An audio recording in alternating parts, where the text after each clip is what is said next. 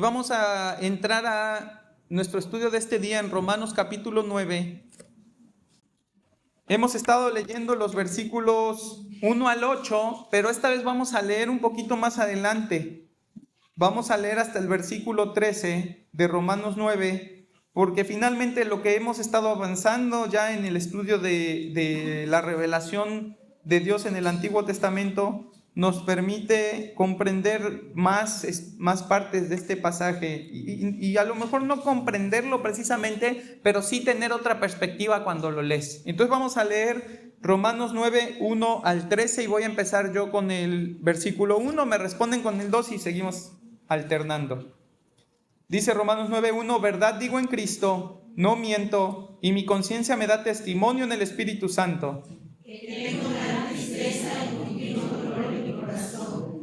Porque deseara yo mismo ser anatema, separado de Cristo, por amor a mis hermanos, los que son mis parientes según la carne.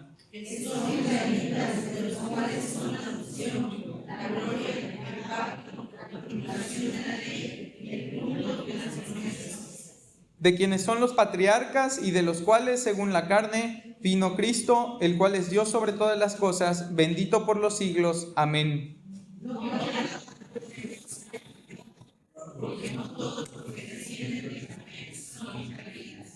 Ni por ser descendientes de Abraham son todos hijos, sino en Isaac te será llamada descendencia.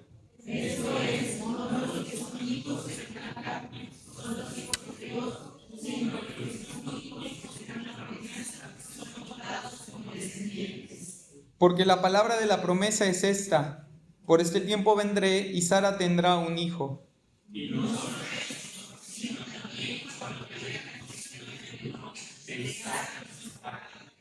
Pues no habían aún nacido, ni habían hecho aún ni bien ni mal, para que el propósito de Dios conforme a la elección permaneciese, no por las obras, sino por el que llama. Todos juntos, como está escrito, a Jacob amé, mas Esaú aborrecí. Padre, te agradecemos, Señor, porque tenemos también el privilegio de contar con tu palabra. No estamos buscando tu voluntad a tienta, Señor. Tenemos un libro en el cual tú te has revelado, un libro en el cual nos has dejado instrucciones, Señor, como si fuera un manual para las criaturas que tú formaste en el principio de los tiempos de este mundo. Venimos a ti queriendo no solamente leer el manual, sino recibir tu auxilio y la ayuda del Espíritu Santo para entenderlo tal y como tú quieres que lo entendamos, Señor. Ninguna escritura, ninguna profecía es de interpretación privada, Señor. No queremos caminar fuera de los principios de tu palabra. No queremos especular, Señor, con la revelación que tú has dado. Queremos simplemente leer, conocer, entender, Padre, lo que tú has revelado y que de esa manera nuestra vida cambie, nuestro corazón se transforme, nuestros pensamientos se alineen a ti y vivamos quieta y reposadamente cumpliendo tus propósitos con la esperanza puesta en tu regreso, Padre. Te ruego que tú nos auxilies, que si algo, Padre, tú ves en mi corazón que no deba de estar, que tú lo quites, que tome el control el Espíritu Santo de este tiempo, de mi palabra, Señor, de mi intención, y que todo pueda ser tan puro y tan santo como tú lo has creado, Padre. Te ruego pues tu ayuda en el nombre de nuestro amado Mesías, el Señor y Salvador Jesucristo. Amén. Bien, hermanos, pues llegamos a este pasaje que nos ayuda a comprender, y recuerda que el propósito de Romanos en este momento es el de ayudarnos a comprender cómo funciona la elección de Dios, un tema con el que aún batallamos en muchos aspectos, ¿no? Aún batallamos en muchos aspectos porque simplemente nos parece demasiado arbitrario o nos parece demasiado injusto A veces ni siquiera nos damos el tiempo de pensar en ello y resulta que no hay bien para nuestra vida, ignorando lo que el Señor ha dicho, y mucho menos hay bien para nuestra vida tratando de entender lo que queremos cuando lo que Dios ha dicho es otra cosa, ¿no?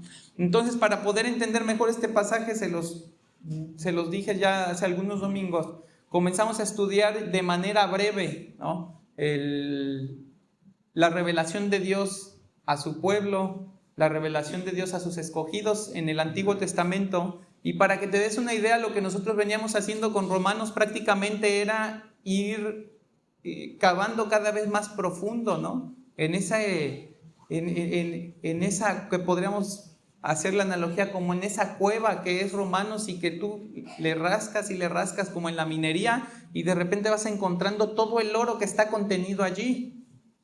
Nosotros lo que hicimos hace algunos domingos fue salirnos ahí de la cueva y decir, pues ahora vamos a agarrarnos una bicicleta, vamos a agarrarnos un parapente o algo, y vamos a empezar a flotarle rápido al Antiguo Testamento, porque lo que queremos hacer es que cuando regresemos a la cueva veamos las cosas que si no conocemos, no, que hay en todo alrededor respecto a la revelación de la palabra, pues nos vamos a estar perdiendo cosas, ¿no?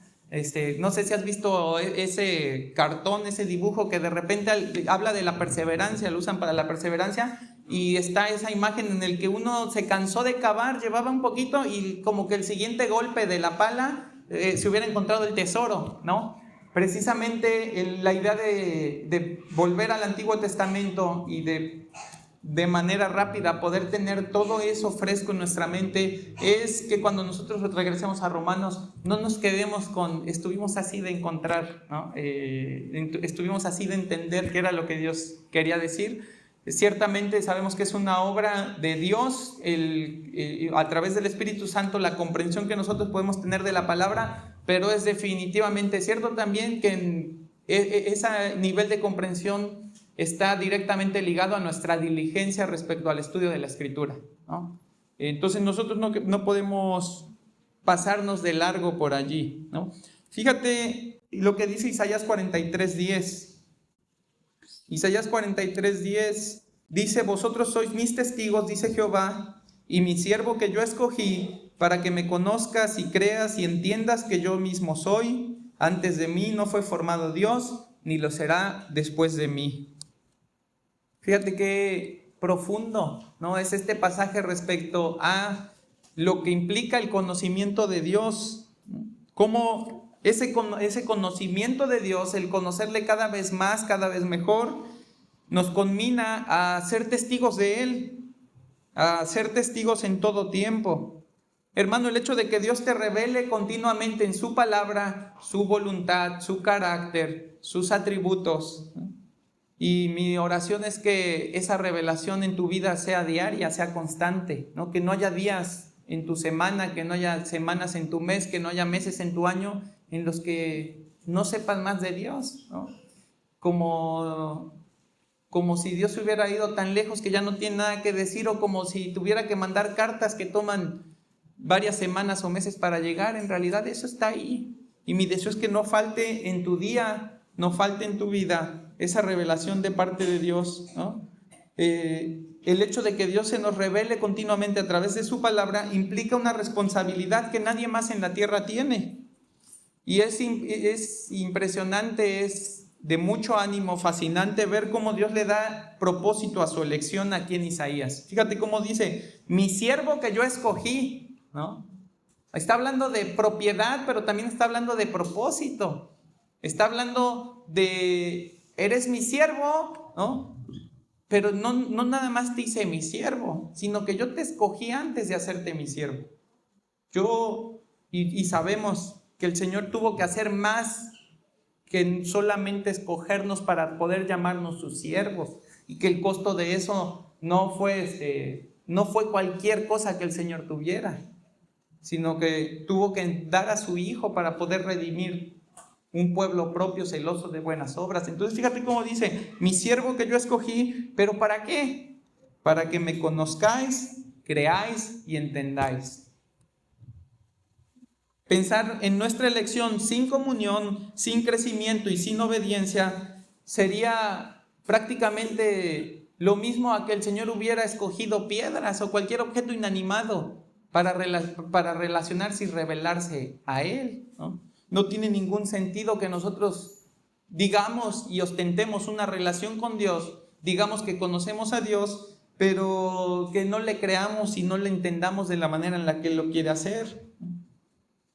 En las últimas semanas con la membresía hemos estado platicando precisamente temas respecto a la urgencia que tenemos de predicar el Evangelio y cómo deberíamos de hacerlo con mucha más facilidad. Cómo nosotros tenemos esa comisión de parte de Dios porque para eso el Señor nos ha redimido y eso es lo que está diciendo. Dice, yo mi siervo te escogí, mi siervo, dice, vosotros sois mis testigos.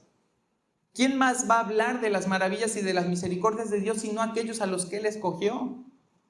Aquellos por los que Él dio la vida de su Hijo, aquellos a quienes Él compró con la sangre de su unigénito. ¿Quién más lo va a hacer sino nosotros? La realidad es que nunca podremos hacerlo con la intensidad y frecuencia que el Señor espera de nosotros si no le conocemos, le creemos y le entendemos. La mayoría de las veces no nos atrevemos a evangelizar y no me dejarán mentir mis hermanos de la membresía que han estado tomando este curso porque decimos es que no sé cómo explicarlo.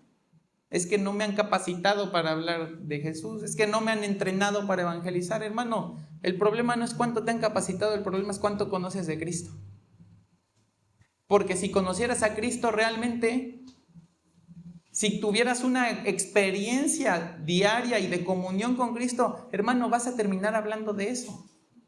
Si hablas de un chorro de cosas, hablas del último postre que descubriste quién sabe dónde, hablas del café que acabas de encontrar que está buenísimo, ¿no? Hablas del puesto de picadas que está bien barato y que te atienden bonito, ¿a poco no? ¿Qué tanto sabes del negocio? Nada. Nada más sabes quién lo atiende y de vista, porque ni luego ni te sabes el nombre, ¿no? Te sabes el menú más o menos y los precios, pero ahí estás recomendándolo. ¿Y cuándo recomendamos a Cristo? Que sí lo conocemos más, no me dejes, no me vas a decir que no. Sí lo has visto obrar más, sí lo has visto transformar tu corazón, transformar la vida de los hermanos, sí lo has visto responder a las oraciones. Has visto que todo lo que dice en su palabra se cumple, es verdad, ¿no? Que nada falta de las cosas que Él ha dicho, pero no sabemos suficiente para evangelizar. Qué curioso, ¿no? Sabemos lo suficiente para ir al cielo, pero no sabemos lo suficiente para que otro vaya. No tiene sentido. No tiene realmente sentido que sepamos tanto para asegurar que nosotros somos salvos, pero no le podemos decir ese tanto que sabemos a otro que no conoce del Señor. Entonces, hermanos, Dios te ha llamado con el propósito de que seas su testigo.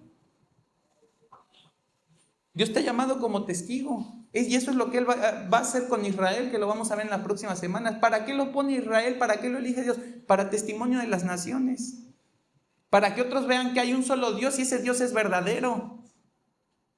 No hay otro en el que puedan encontrar salvación. Para eso mismo nos escogió a nosotros. Y tenemos esa responsabilidad de atestiguar y tenemos ese propósito de conocerle, de creerle y de entenderle. Hermano, el Señor quiere que anhelemos menos y que hagamos más. No quiere que anhelemos conocerlo solamente. Él demanda que le conozcamos porque para eso nos escogió. No quiere que anhelemos creer en su palabra, creer en sus promesas. Él quiere que creamos con absoluta certeza. Así como tenemos certeza de creer otras cosas. Tú, no sé si a lo mejor tienes algún tipo de seguro, ¿no? El seguro del coche o el seguro, seguro social o a lo mejor uno médico, ¿no? Y tú confías en el seguro. Tú confías, ¿no? ¿Tú a poco no manejas con toda libertad diciendo, pues si choco tengo seguro, ¿no? Ya cuando tiene uno hijos dice, bueno, pues debe decir que no nada más necesito el seguro, necesito cuidarlos de aquellos y ya uno le empieza a frenar, ¿no? Ya conoce uno el freno cuando tiene hijos, antes no, antes nada más se conoce el acelerador. Pero hermano, tú confías en eso. ¿Con qué facilidad confías?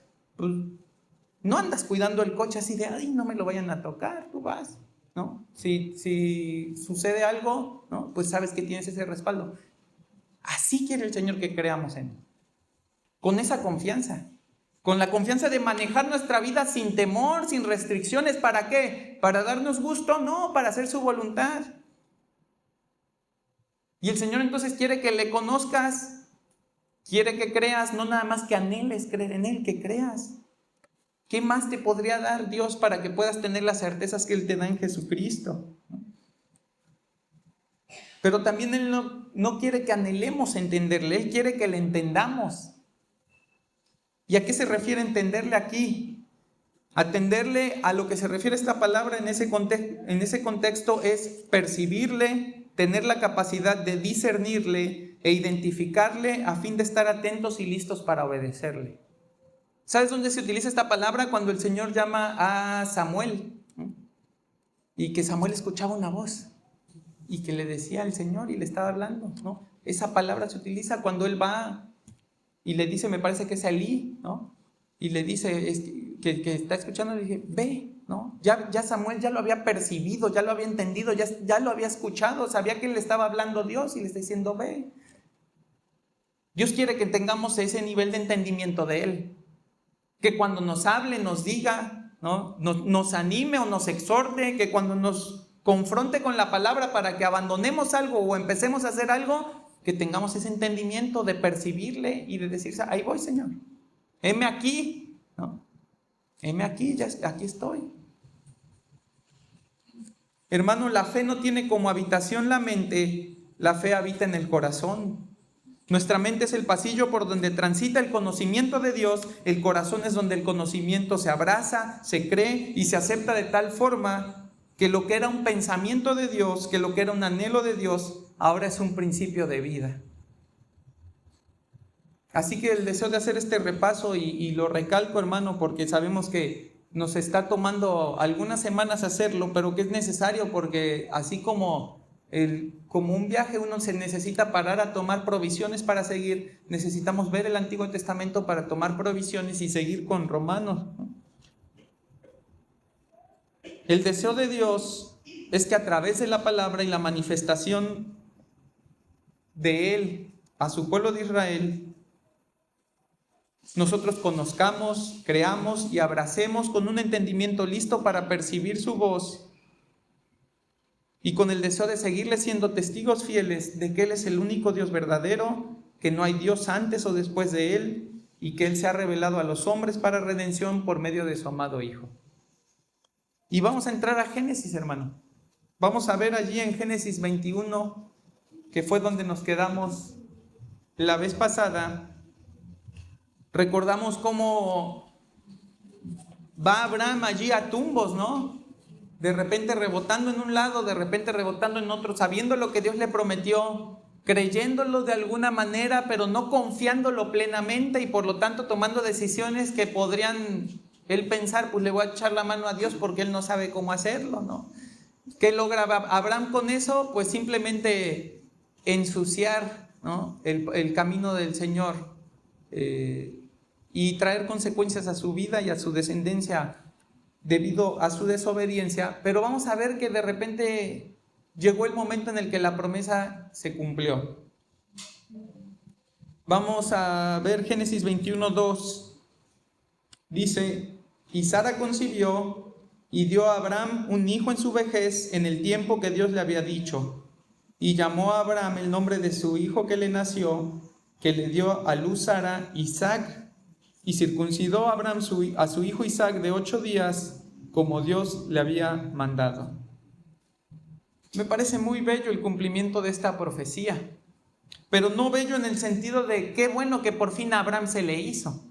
Qué bueno que por fin Abraham ya va a poder descansar de eso. Qué bueno que Abraham ya no se va a tener que preocupar. No, la belleza del cumplimiento de esta profecía es que Dios está haciendo lo que prometió que iba a hacer. Y lo está haciendo a pesar de Abraham. Lo está haciendo a pesar de la humanidad. Lo está haciendo a pesar del pecado de Adán y Eva. Fíjate cómo es, qué es lo bello de que Dios cumpla su palabra. Que realmente Él ha perdonado todo lo que pasó. Que realmente Él no ha tenido en cuenta todo lo anterior, y cuando Él tiene en esa nueva dispensación, en esa nueva administración, en esa nueva forma de relacionarse con sus criaturas, Él determina algo, Él lo va a hacer. Él no va a fallar a su palabra. La respuesta de Abraham a esa promesa cumplida, al ver que ese hijo prometido ha nacido y ha nacido de la mujer que Dios le había dicho que iba a nacer, ha llegado en el tiempo en el que Dios le dijo que iba a llegar, porque hasta eso le tuvo que decir Dios para que dejara de desconfiar, para que dejara de andar él buscando cómo lograr las cosas que Dios se había determinado a sí mismo hacer. La respuesta de Abraham exhibe un parteaguas en la obediencia de este hombre que ha sido elegido por Dios. Él le va a poner el nombre a su hijo que Dios le había ordenado. Él lo va a circuncidar al 8º día conforme al tiempo en el que Dios estableció ese pacto de circuncisión con él y con toda su casa y con su descendencia de forma perpetua. Y vamos a ver que a partir de allí Abraham empieza a vivir una vida de mucha más obediencia y mucha más sensibilidad, ¿no?, a la voluntad de Dios. Creo, hermano, que Abraham llegó a esa parte de entender, porque él había conocido, había medio creído, pero no lograba entender, no lograba percibir a Dios y las ordenanzas de Dios y la voluntad de Dios con la claridad necesaria para hacerlas. Creo que Abraham aquí lo alcanza, ¿no? La obediencia de Abraham es resultado directo de experimentar el cumplimiento de las promesas de Dios. Las pruebas en las que él fallaba han quedado atrás. La espera que requiere paciencia y que requiere fe, pues en cierto sentido se ha concluido. No es que no la necesite más adelante. No significa que ahora Abraham ya no necesite la fe para todo lo que viene en el futuro, ¿no? Lo que significa es que Abraham ha crecido y ha madurado tanto que ahora puede pasar por las pruebas con la facilidad con que Sadrach, Mesach y Abed-Nego pasaron por el horno de fuego de Nabucodonosor. Abraham, si lo quieres ver así, hermano, porque creo que es un término mucho con el que estamos más familiarizados, el ver que Dios cumplió la promesa, lo curtió. Ya entendió Abraham que el Señor todo lo que va a hacer, lo hace, que el Señor no tiene límites, que para el Señor la edad no importa, que para el Señor un vientre que no es fértil no importa, que el Señor lo que se dispone a hacer lo hace.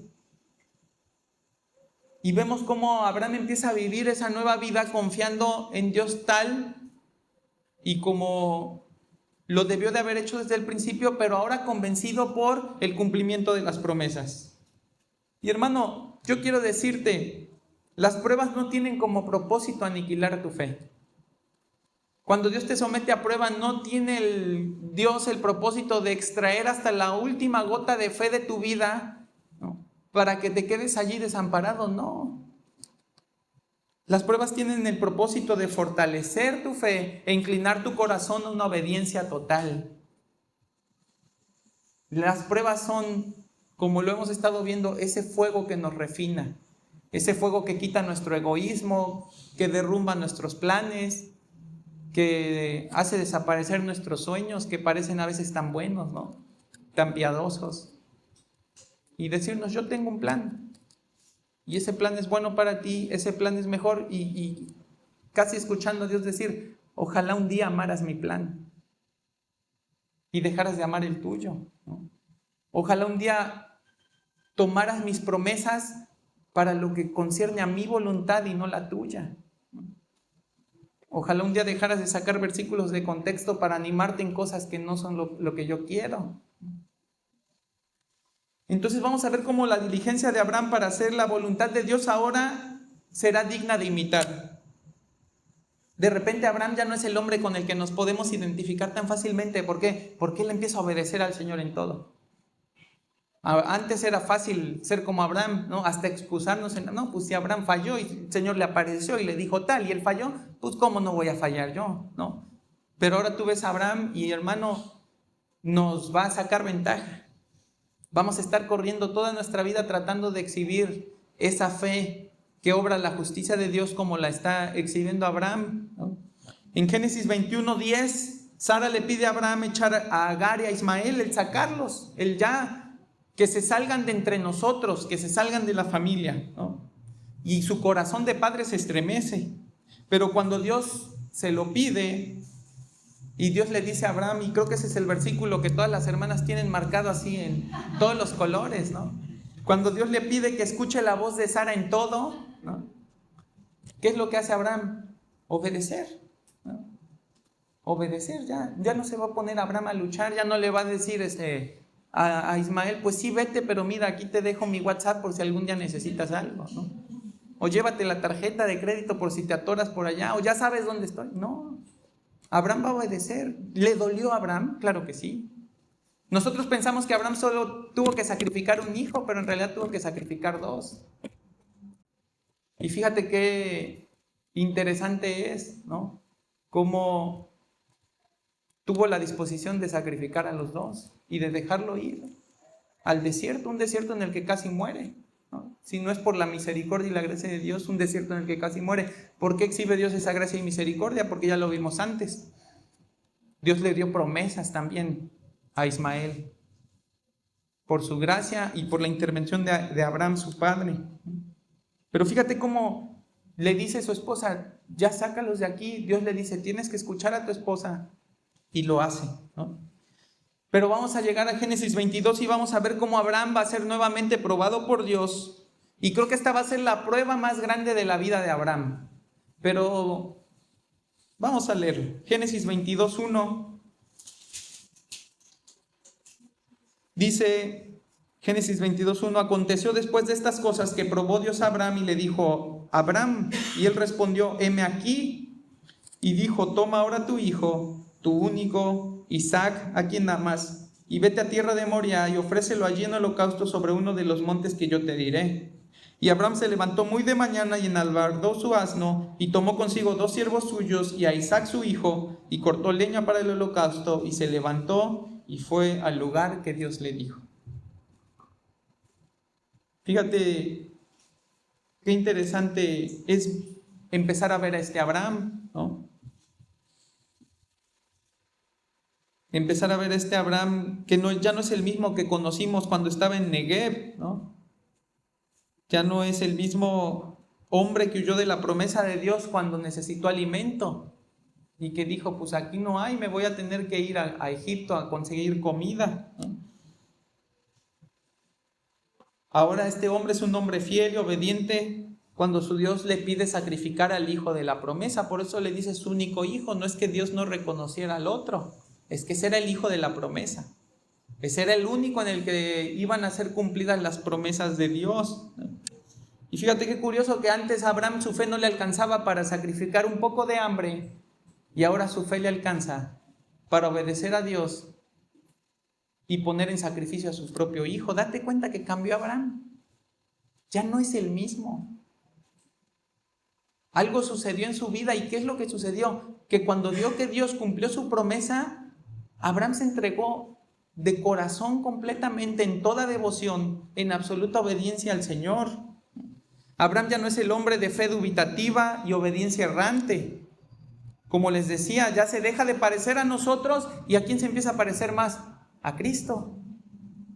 Su obediencia ya no es la de cualquier hombre. Su obediencia refleja el control de la voluntad pecaminosa que Dios solo puede efectuar sobre sus escogidos.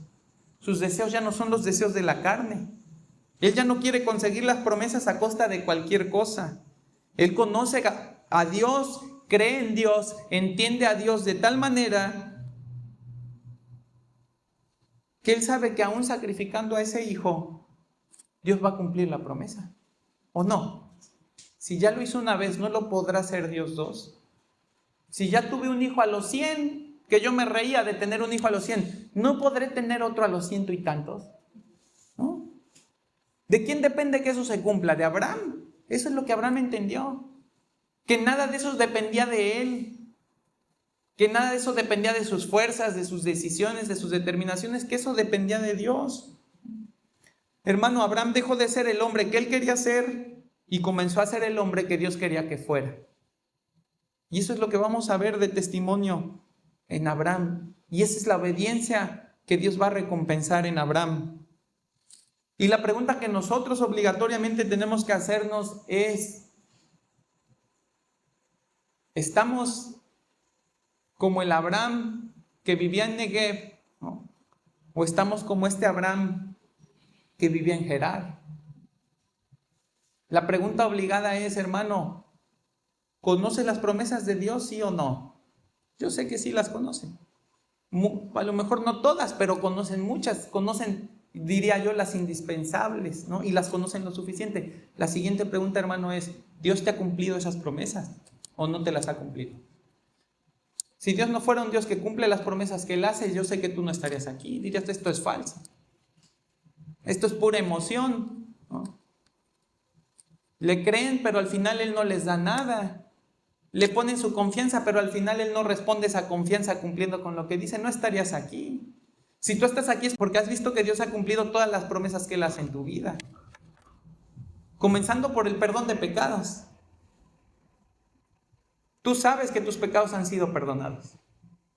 Tú sabes que tú puedes llegar delante de la presencia de Dios. Si has puesto tu fe genuinamente en Cristo y has dejado de confiar en tus obras y en tu justicia, tú tienes la confianza de estar un día delante del Señor y ser tenido por justo por la obra de su Hijo.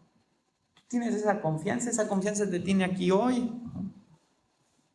Entonces, hermano, la pregunta correcta no es cuáles promesas nos ha cumplido Dios, sino cuántas promesas que hemos recibido por medio de Cristo ya nos han sido cumplidas por Dios. Y ahora la consecuencia de eso es: ¿tenemos la fe que tiene Abraham? ¿Tenemos la fe que exhibió Abraham? ¿Obedecemos a la primera? ¿No? ¿Obedecemos sin temor, sin reservas? Tú ves a Abraham y Abraham sí se preparó para ofrecer un holocausto.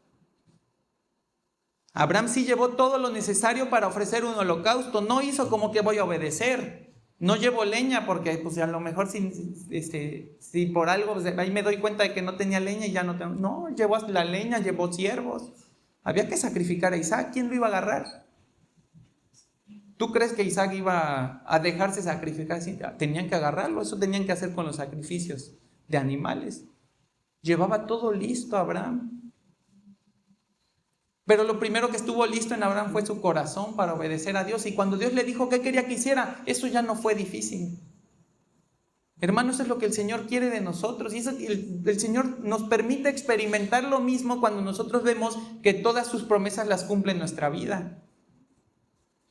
¿Qué podríamos decir nosotros que no ha cumplido el Señor? ¿Qué podríamos decirle nosotros al Señor? Señor, es que no me has dado eso, por eso no soy obediente. Nada. Todo lo hemos recibido por gracia. ¿Qué podríamos nosotros exigirle a Dios?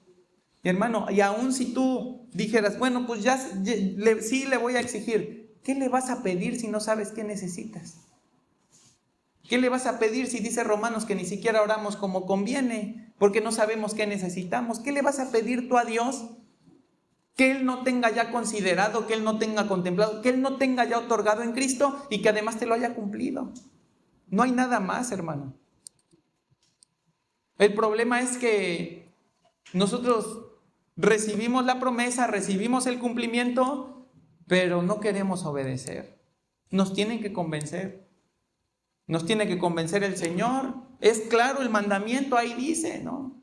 No te unas en yugo desigual, ahí dice. Pero no tiene que ver, a ver, voy a pedir consejo, ¿no? Y voy a leer un libro a ver si de repente le encuentro, y voy a leer otras partes de la palabra a ver si le encuentro cómo rebatir al Señor. No, hermano. Hay que ser obedientes y hay que hacerlo ya. Nos pide el Señor que cuidemos cosas que no estamos cuidando, que descuidemos las cosas que cuidamos de más, ¿no? Hay que hacerlo ya. El problema no es que Dios nos esté tratando diferente a como trató a Abraham. El problema es que nosotros no estamos respondiendo como Abraham respondió a Dios. El problema es que no estamos viendo el cumplimiento de las promesas que Dios nos hace de tal manera que nosotros podemos decir, Señor, si ya hiciste eso, vas a hacer todo lo demás. Voy a dejar el trabajo de tal a tal hora, le voy a decir a mi jefe que no puedo porque, no, es que me voy a quedar sin trabajo. Uy, el Señor nunca ha conseguido un trabajo. Nunca le ha conseguido el Señor un trabajo a alguien. No, hermano, obedece. Cámbiate de trabajo, cámbiate del horario, negócialo. Habla con el jefe y dile, pues mira, si te gusta cómo trabajo, yo puedo de tal a tal día, ¿no? Platicaba ayer con un hermano y me decía, pues yo les dije, pues puedo hasta los sábados, ¿no? Y he salido sábados hasta las 10 de la noche, pero ellos ya saben que el domingo no puedo, ¿no? Esa es la obediencia, hermano. Eso es lo que no solamente es lo que el Señor pide, es lo que merece. porque Él ya cumplió su parte, pero nosotros no cumplimos la nuestra. Y se nos hace fácil, y lo vamos a ir viendo, y se nos hace fácil decir de Israel y su corazón, y idólatras y desobedientes, hermano. Cada vez que digamos eso hay que hacerlo frente al espejo. Y vamos a darnos cuenta de que nos estamos describiendo mejor a nosotros mismos que lo que estamos describiendo a Israel. Entonces, fíjate cómo Abraham va a ser un hombre obediente. Va a estar dispuesto a llevar a su hijo al monte Moriah para sacrificarlo, y allí lo que nosotros vemos es que Dios concede su gracia, provee de lo necesario para ese holocausto, le perdona la vida a Isaac en ese momento, ¿no? Y Dios no solamente provee, sino que Él confirma el pacto que ya había hecho con Abraham. Fíjate en Génesis 22:15, dice: y llamó el ángel de Jehová a Abraham por segunda vez desde el cielo y dijo: por mí mismo he jurado, dice Jehová, que por cuanto has hecho esto y no me has rehusado a tu hijo, tu único hijo, de cierto te bendeciré y multiplicaré tu descendencia como las estrellas del cielo y como la arena que está a la orilla del mar, y tu descendencia poseerá las puertas de sus enemigos. En tu simiente serán benditas todas las naciones de la tierra, por cuanto obedeciste a mi voz. Le está diciendo la misma promesa que ya le había hecho antes sin Abraham haber hecho algo realmente.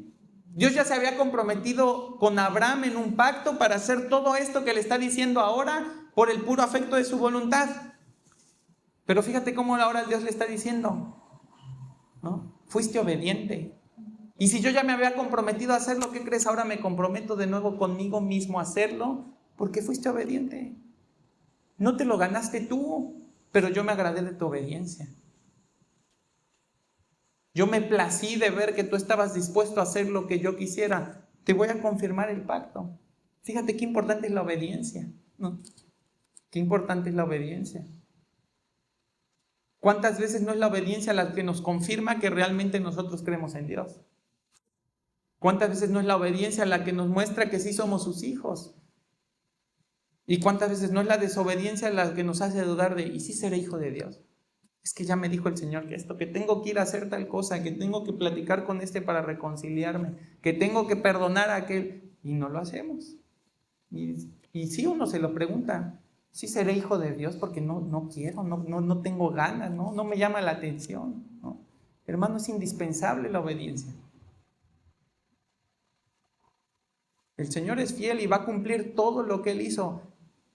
¿Cuánta gloria recibe Él cuando Él lo cumple en hijos que son obedientes, que son fieles, que lo tienen a Él por encima de todo y lo tienen en estima por sobre todas las cosas? Entonces, hermano, Abraham pasó la prueba, pero no para su propia gloria, sino para gloria de Dios. Abraham pasa la prueba para gloria de Dios, pero además para el provecho de su alma. Nosotros vamos a ver que los días de Abraham van a terminar. Él está viviendo allí en la tierra prometida como forastero, no tiene realmente pertenencia de la tierra prometida, confía en que la tendrá. Crece de tal manera Abraham que los moradores de la tierra empiezan a tener respeto hacia él, y va a llegar un momento en el que la esposa de Abraham muere, Sara muere, ¿no?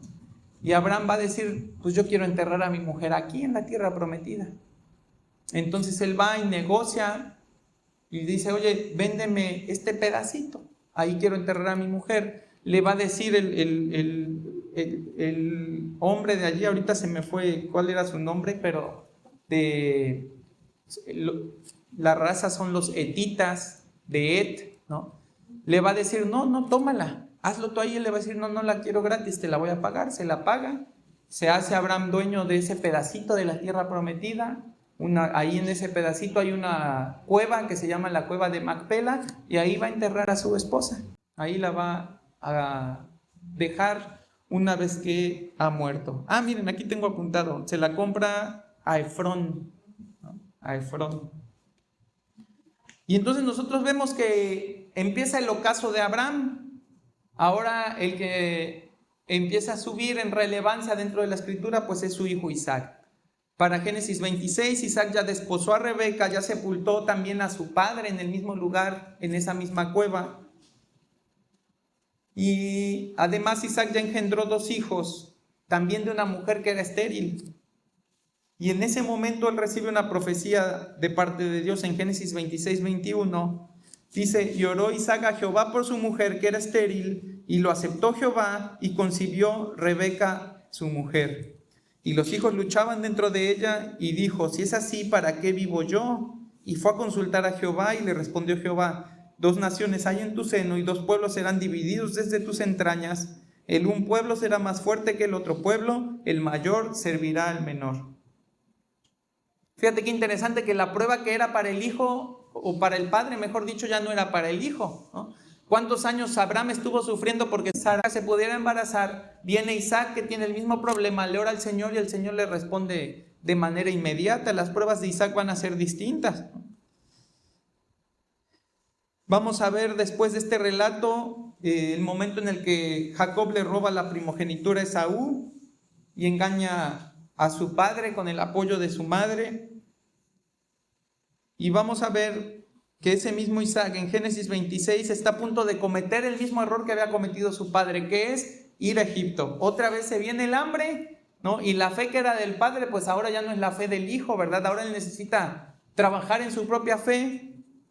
Él quiere bajar a Egipto, él quiere conseguir alimento allí, y Dios se lo va a impedir. Pero mira qué forma tan bella de impedírselo el Señor. Génesis 26, 2 dice, y se le apareció Jehová y le dijo, no desciendas a Egipto, habita en la tierra que yo te diré, habita como forastero en esta tierra y estaré contigo y te bendeciré, porque a ti y a tu descendencia daré todas estas tierras y confirmaré el juramento que hice a Abraham tu padre. Multiplicaré tu descendencia como las estrellas del cielo y daré a tu descendencia todas estas tierras y todas las naciones de la tierra serán benditas en tu simiente. Por cuanto oyó Abraham mi voz y guardó mi precepto, mis mandamientos, mis estatutos y mis leyes. Fíjate cómo el Señor se ha agradado tanto de Abraham, que ahora al hacerle esta promesa que él ya le había hecho muchísimo antes, pero ahora al hacer esta promesa, el Señor va a decir que la obediencia de Abraham también es una razón por la cual él va a hacer todo lo que ha dicho, ¿no? Él va a cumplir con esas promesas que él dio. Más adelante en Génesis 26, 24 vuelve a decir, y se le apareció Jehová aquella noche y dijo, yo soy el Dios de Abraham tu padre, no temas porque yo estoy contigo y te bendeciré y multiplicaré tu descendencia por amor de Abraham mi siervo. Entonces vemos aquí cómo la fidelidad del padre tiene un impacto en la vida del hijo, ¿no? En Génesis 27 Isaac va a bendecir a su hijo menor con la primogenitura. Allí vemos cómo pues el maestro del, ¿cómo dicen? El maestro del disfraz, ¿no? Jacob, ¿no? Yo todavía no me imagino cómo logró hacerle para que le sintiera acá los vellos y dijera, pues sí es, ¿no? No me imagino cómo olía también Esaú para que se pusieran unas pieles apestosas de un animal y que lo oliera lo mismo, ¿no? Pero era hombre de campo. Pero fíjate cómo finalmente engaña a su padre, se acerca y dice Génesis 27, 27, y Jacob se acercó y le besó y olió Isaac el olor de sus vestidos y le bendijo diciendo, mira, el olor de mi hijo como el olor del campo que Jehová ha bendecido. Dios pues te dé del rocío del cielo y de las grosuras de la tierra y abundancia de trigo y de mosto. Sírvante pueblos y naciones se inclinen a ti. Sé Señor de tus hermanos y se inclinen ante ti los hijos de tu madre. Malditos los que te maldijeren y benditos los que te bendijeren. Ahí vemos la bendición de la primogenitura de Isaac sobre su hijo Jacob. Pero vamos a ver que después, a consecuencia de esa trampa, de ese engaño que Jacob hace, él tiene que huir ahora de la casa de su padre para salvaguardar su vida, y en esa huida él tiene un encuentro con el Señor en Génesis 28, 13. Dice, y he aquí Jehová estaba en lo alto de ella, el cual dijo, yo soy Jehová, el Dios de Abraham tu padre, el Dios de Isaac, la tierra en que estás acostado te la daré a ti y a tu descendencia, será tu descendencia como el polvo de la tierra y te extenderás al occidente, al oriente, al norte y al sur, y todas las familias de la tierra serán benditas en ti y en tu simiente. he aquí yo estoy contigo y te guardaré por donde quiera que fueres y volveré a traerte a esta tierra porque no te dejaré hasta que haya hecho lo que te he dicho. Fíjate cómo la promesa se mantiene, pero además la promesa ahora tiene un componente especial en el caso de Isaac y es, pues, te voy a guardar, te voy a proteger, ¿no? Vas a estar a salvo hasta que yo termine de hacer lo que he dicho que iba a hacer.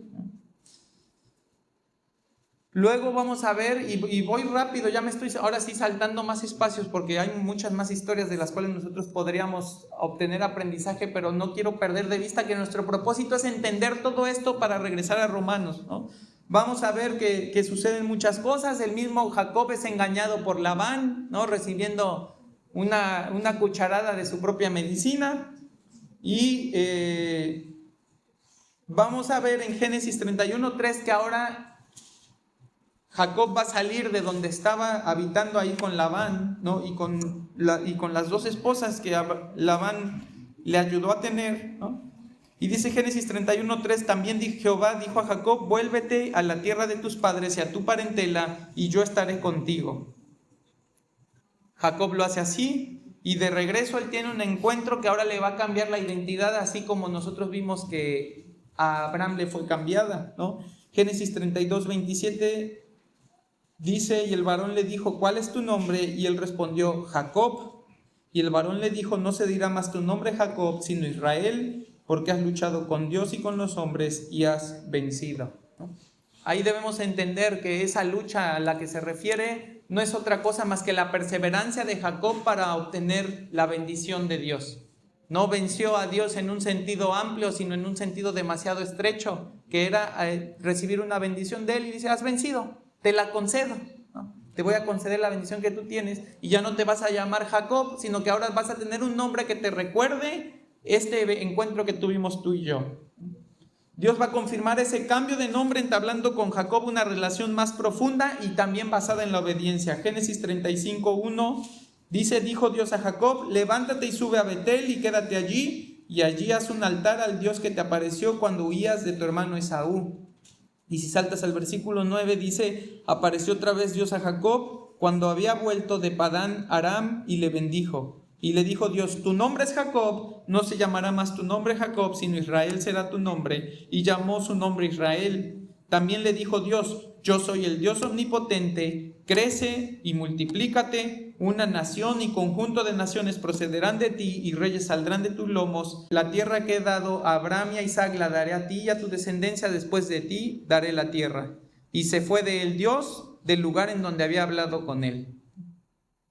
Ahora vemos que Jacob ya se reúne con su padre, vemos que ya está reconciliado con su hermano, que ya tiene aparte él sus propios hijos. Uno de ellos es José, quien es vendido por sus hermanos a Egipto, y debido ahora a una hambruna nuevamente, Jacob tiene que ir a buscar alimento a Egipto. ¿Y qué hace? Bueno, pues manda a sus hermanos, ellos se encuentran allí con José, no lo identifican hasta que José se les revela y les manifiesta que él es el hermano que vendieron hace muchos años, ¿no? Y en un arrebato de euforia, Jacob decide ir a Egipto para ver a su hijo José, pero fíjate qué diferencia hay con este hombre al cual le fue requerida obediencia. Fíjate cómo él, ahí en Génesis 46, decide parar, se detiene en Beerseba y él va a ofrecer un holocausto a Dios buscando conocer si Dios se complace en ese viaje. Y va a recibir respuesta. Dice Génesis 46:2, y habló Dios a Israel en visiones de noche y dijo, Jacob, Jacob. Y él respondió, heme aquí. Y dijo, yo soy el Dios de tu padre.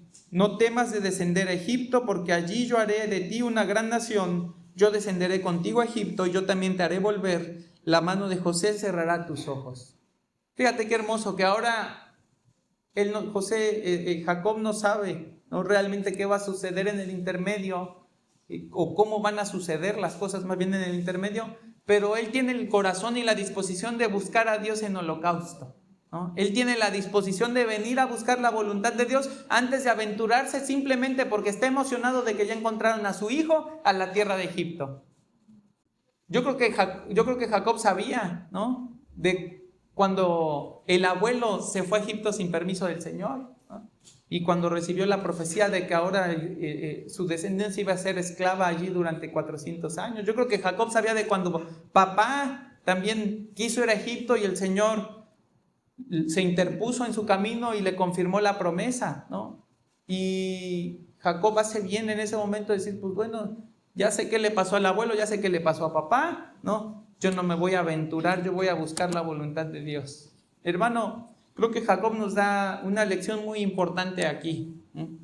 Ciertamente tenemos muchas decisiones que tomar, ciertamente hay en nuestra vida momentos en los que pareciera que la ruta es una, ¿no? Y todo se alinea y todo está bien, ¿no? Por ahí tenemos la frase esta de que se alinearon los astros. El problema es que nunca preguntamos quién los alineó, ¿verdad? Nosotros nada más queremos que esté todo liso y llano para poder hacer lo que creemos que debemos hacer. Lo que está haciendo aquí Jacob y que es enseñanza para nosotros es detenerse y decir, Señor, te voy a consultar. Vamos a ver si tú quieres que yo vaya allí. Y esta vez sí es la voluntad de Dios que vaya a Egipto. Esta vez ya es el tiempo en el que la esclavitud del pueblo de Israel a manos de los egipcios llegue. Pero creo que la reflexión que nosotros tenemos que hacer aquí es cómo estamos buscando la voluntad de Dios. Nosotros sabemos y nos podríamos ir de panza, como dicen, ¿no? Nosotros sabemos que en aquel tiempo levantaban una ofrenda, un holocausto, y el Señor se les aparecía y les decía su voluntad, ¿no? Y podríamos ser nosotros demasiado ingenuos en pensar que ahora la voluntad de Dios hay que buscarla igual. Y decir, Señor, hasta que tú no me aparezcas yo no voy a hacer nada. Luego, y vuelvo al punto, pero realmente somos como niños, ¿no? Somos necios. ¿Cuántas veces el Señor nos está mostrando en su palabra lo que quiere de nosotros, pero qué queremos? Señor, confírmame, ¿no? Como si el Señor se hubiera equivocado. Como si el Señor le hubiera dicho y tuviera ahí un asterisco y nota al pie y dijera, bueno, esta es mi voluntad, pero si tienes duda, pregúntame, ¿no? El Señor no quiere que le preguntes cuál es su voluntad cuando te está mostrando en la palabra cuál es su voluntad. El Señor quiere que doblegues tu voluntad, que ames su voluntad y que digas, Señor, pues no, ni la entiendo, ni sé cómo, ni sé por qué, pero pues ese no es mi trabajo. Mi trabajo es obedecer, mi trabajo es ser fiel, mi trabajo es mostrar que tengo fe. Dice Santiago, ¿no? Y lo ha estado utilizando últimamente mucho, a lo mejor ya te lo he dicho, pero dice, muéstrame tu fe sin tus obras y yo te mostraré mi fe por mis obras, ¿no? Decimos, pues es que yo tengo fe en Dios, pero nunca le obedezco. ¿Dónde están las obras? ¿Dónde está la confianza? ¿Qué de cierto tiene esa fe si nunca le obedezco? ¿Qué de cierto tiene esa confianza si nunca es suficiente que Dios me lo diga a través de su palabra para hacer su voluntad? Entonces, hermano, pues en ese momento Jacob tenía que levantar un holocausto, ofrecer un sacrificio y pedirle a Dios que le mostrara su voluntad. Tú también tienes que levantar un holocausto, pero lo tienes que levantar todos los días, a lo mejor a las 4, 5, 6 de la mañana, ¿no? Le tienes que echar agua en la cara, le tienes que quemar toda la carne y toda la grosura que tiene y sentarlo con una lámpara a leer la Biblia. Ese es tu sacrificio. Tú no puedes agarrar un animal y pedirle al Señor que te muestre su voluntad. Así el animal que tienes que agarrar ya lo tienes, ¿no? Ya ahí lo tienes. Ese es el que tienes que quemar. Ese es el que tienes que ofrecer. Ese es el que el Señor dice, me es grato que me lo presentes así porque yo te voy a revelar mi voluntad. Nosotros queremos seguir recibiendo la revelación del Señor en sueños. No tener que despertarnos, no tener que poner alarma, ¿no? Que todo nos llegue en sueños para tener descanso, para estar bien recuperados, para hacer la voluntad de Dios. Lo peor es que luego ni la hacemos de todos modos. No es en sueños, hermano, es despierto. Es en comunión, es en conciencia de lo que Dios quiere, es en confianza con la palabra, sabiendo que el Señor me lo tiene que decir una vez. ¿A poco no somos así con nuestros hijos? Es que te quiero decir las cosas una vez para que obedezcas. Si me las haces decirte otra y otra y otra, ya me enojé y al rato ya te regañé, ya te castigué, tú también ya te sentiste conmigo porque te hablé golpeado. Hermano, a ninguno de nosotros nos gusta que nos tengan que obedecer a la tercera, cuarta o quinta, ¿a poco no? ¿Y tú crees que al Señor sí? Y tú ahí estás con el Señor que te lo dice y te lo dice y te lo dice. Y el Señor es paciente y es muy misericordioso porque sí lo hace. El problema es cuándo vamos a obedecer. Nuestro problema es que no tengamos suficiente conocimiento de la voluntad de Dios. Para algunos sí, pero gracias al Señor creo que en esta iglesia son los menos, ¿no? Nuestro problema es que aún conociéndola no lo queremos hacer. No queremos ofrecer el sacrificio que se requiere ofrecer para poder conocer la voluntad de Dios y, como leíamos en Isaías, creerle y entenderle. Entonces, hermanos, regresando allí a Génesis, mira cómo ha cambiado la relación de Jacob con su Dios. Ahora él tiene temor de faltarle al pacto, ya no está buscando conseguir lo que quiere a base de engaños, ¿no? Ya no va disfrazado ahí, a ver si, haciéndose pasar por otro para ver si Saúl lo va a aceptar o no, ¿no?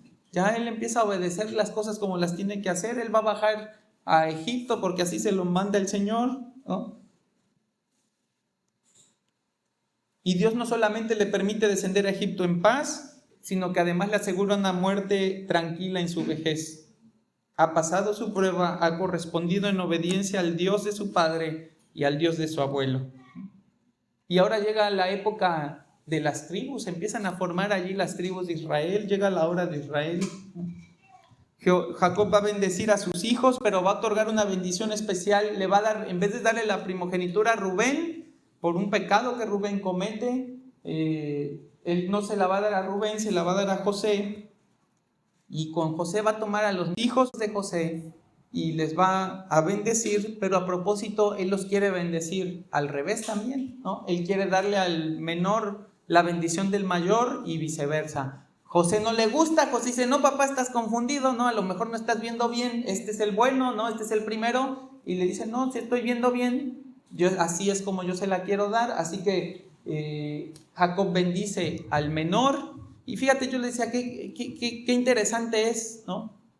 Porque finalmente ese principio nosotros lo vemos en la Escritura, ¿no? El mayor, el que quiera ser mayor entre nosotros, ¿cómo se tiene que hacer como el menor?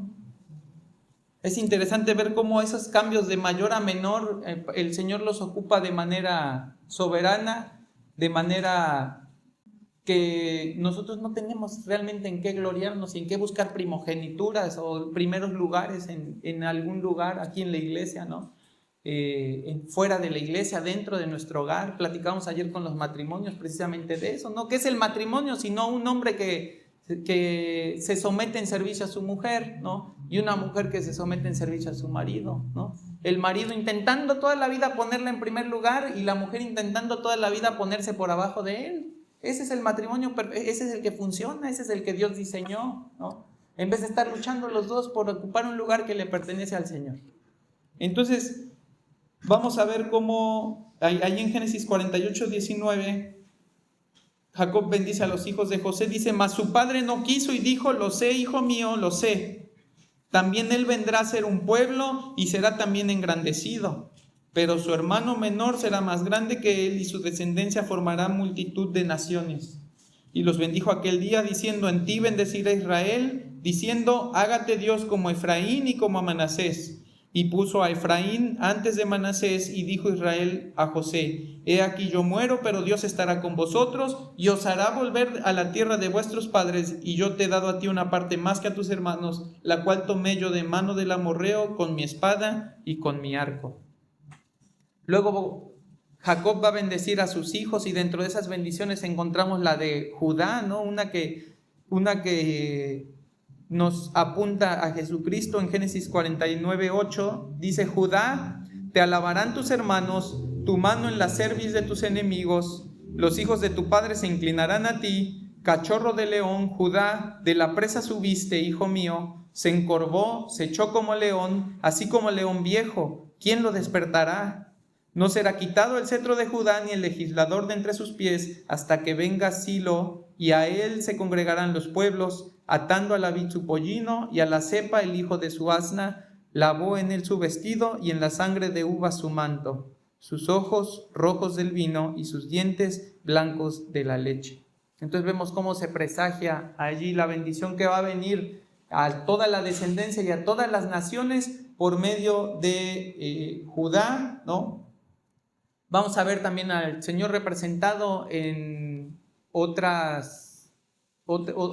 otra tribu, como la tribu de Leví, a través de ese sacerdocio supremo que él tiene, pero es interesante ver esta en especial, ¿no? Va a morir Jacob, va a ser llevado a Macpela, ese pedacito de tierra que compró el abuelo. Ahí siguen siendo enterrados todos los que van muriendo, poseyendo la tierra prometida, esperando que el Señor conceda a toda su descendencia y confiando, no esperando con dudas, sino confiando en que el Señor concederá a toda su descendencia un día la posesión de esa tierra, ¿no? Después va a morir José y vamos a ver cómo una de las peticiones que él hace es que sean llevados sus huesos a la tierra prometida. José es puesto, así como lo vemos en National Geographic, ¿no? José es puesto en una tumba de faraones y vamos a ver más adelante cómo Josué es el que toma esos huesos de José y los coloca en la tumba donde él quiso ser colocado. También, a pesar de que no lo alcanzó a hacer en vida, él es puesto allí. Pero antes de morir, José le dice a sus hermanos en Génesis 50:24, yo voy a morir, mas Dios ciertamente os visitará y os hará subir de esta tierra a la tierra que juró a Abraham, a Isaac y a Jacob. E hizo jurar José a los hijos de Israel diciendo, Dios ciertamente os visitará y haréis llevar de aquí mis huesos. Entonces van a pasar cerca de 400 años a partir de allí, hasta que nosotros vemos que el pueblo de Israel sale de la tierra de Egipto. Va a comenzar la esclavitud en Israel. Dice la palabra que fueron 70 los descendientes de Jacob que fueron introducidos.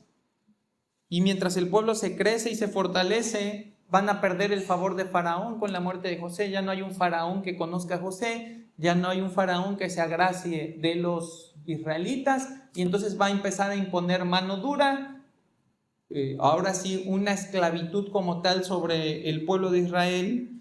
Sin embargo, las promesas de Dios se van a seguir cumpliendo, y lo que nosotros vamos a ver es que cuando sale el pueblo, cuando se hace ese censo de que el pueblo sale de Israel, ellos hacen este conteo y llegan a contar 603.550 varones, solo varones mayores de 20 años. Se estima que la población israelita en ese momento eran más de 2 millones de personas. Imagínate, 2 millones de personas son las que van a salir de Egipto. Y fíjate qué interesante, ¿no? 2 millones de personas que ahora están viviendo en esa promesa que Dios le hizo a un hombre que tenía por nombre Abraham, y que por la fidelidad, por la obediencia, por esa confianza genuina en Dios, una fe que justifica al impío, esa bendición y esas promesas van pasando hasta este momento. Y hermano, yo quiero concluir en esta tarde leyendo y repitiendo lo que leímos de Romanos 9:9 al 13, porque vamos avanzando también allí en paralelo. Y fíjate cómo dice, porque la palabra de la promesa es esta, por este tiempo vendré y Sara tendrá un hijo. Y no solo esto, sino también cuando Rebeca concibió de uno, de Isaac nuestro padre, pues no habían aún nacido, ni habían hecho aún ni bien ni mal, para que el propósito de Dios conforme a la elección permaneciese, no por las obras, sino por el que llama, se le dijo, el mayor servirá al menor, como está escrito, a Jacob amé, mas a Esaú aborrecí. Hermano, ahora que lo lees, yo creo que tienes mucho más claro a qué se está refiriendo Pablo cuando hace mención de estos pasajes. Pero lo que no quiero que perdamos de vista es que Dios ha actuado en su soberanía, eligiendo a cada uno de los que serán suyos, sin necesidad de ver cuál será su actuar en el futuro. Eso no significa que Dios no pueda verlo. Lo que nos está diciendo es que aun y cuando Él puede verlo, Él ha decidido no considerar las obras como elemento de su elección. Y como sabemos que Dios no miente, podemos estar tranquilos de que así fue. Dios no tiene sesgos, no tiene conflicto de intereses, no tiene ni siquiera la necesidad de mentir. ¿Para qué va a Dios decir eso? Si Él podría decir cualquier cosa y nosotros como sus criaturas tendríamos que sujetarnos a ello. Entonces, hermano, Dios no está queriendo jugar con tu mente aquí en esto y que dudes si depende de ti, si depende de Él, no. Lo que Dios quiere es que tengas la absoluta certeza de que esto depende de Él, de que estas son sus decisiones, de que este es su actuar soberano, que Él así quiso que fuera porque así lo determinó Él, ese fue su beneplácito, eso le hizo feliz el que así fuera. ¿Pudo haberlo hecho diferente? Sí, claro que pudo haberlo hecho diferente, Él es Dios. Pero si la Biblia nos dice una y otra vez que es su elección y que la elección no es por obras, entonces nosotros deberemos de ser lo suficientemente humildes para decir, Señor, pues así fue. No me voy a poner a discutir contigo, ¿no? A Jacob amaste y a Esaú aborreciste. Señor, así fue. Después vamos a ver qué implica ese a Esaú aborrecí, porque tiene una connotación distinta a lo que nosotros entendemos por aborrecer, ¿no? Pero ¿qué le vamos a discutir al Señor? ¿Qué necesidad tendría el Señor de mentirnos, ¿no? Dios no necesita ser políticamente correcto, no tiene que decir las cosas de manera que no nos sintamos ofendidos por sus determinaciones eternas. Dios es Dios. Cuando Él habla solo verdad. Y cuando esa verdad la cambiamos porque nos cuesta trabajo entender sus designios, el problema no está en Dios, el problema está en nosotros. El problema es nuestro porque hemos decidido conocerle pero no creerle. Y no creyéndole nos vemos imposibilitados a entenderle, a ser susceptibles a escuchar su voz, a entender su voluntad, a percibirla de tal manera que queremos hacerla. Y de pronto pareciera que Dios nos explicó claramente cuando en realidad somos nosotros quienes no quieren abrazar la manera en la que Él se ha revelado para nuestro provecho eterno. Hermanos, Dios elige desde antes de la fundación del mundo, elige con base en su gracia y no en las obras de cada hombre. Al que elige le da gracia, al que no elige le da justicia. Le vamos a decir nosotros a Dios qué hacer. Isaías 43:10 fue el pasaje con el que inicié este mensaje, la introducción de hoy. Nosotros vemos cómo Dios quiere que le conozcamos, que le creamos y que le entendamos. Pero fíjate qué dice en los siguientes 2 versículos. Dice, yo Jehová, y fuera de mí no hay quien salve. Yo anuncié y salvé e hice oír, y no hubo entre vosotros Dios ajeno. Vosotros pues sois mis testigos, dice Jehová, que yo soy Dios. Aún antes que hubiera día yo era, y no hay quien de mi mano libre. Lo que hago yo, ¿quién lo estorbará? No le estorbemos a Dios. Dejémoslo ser Dios.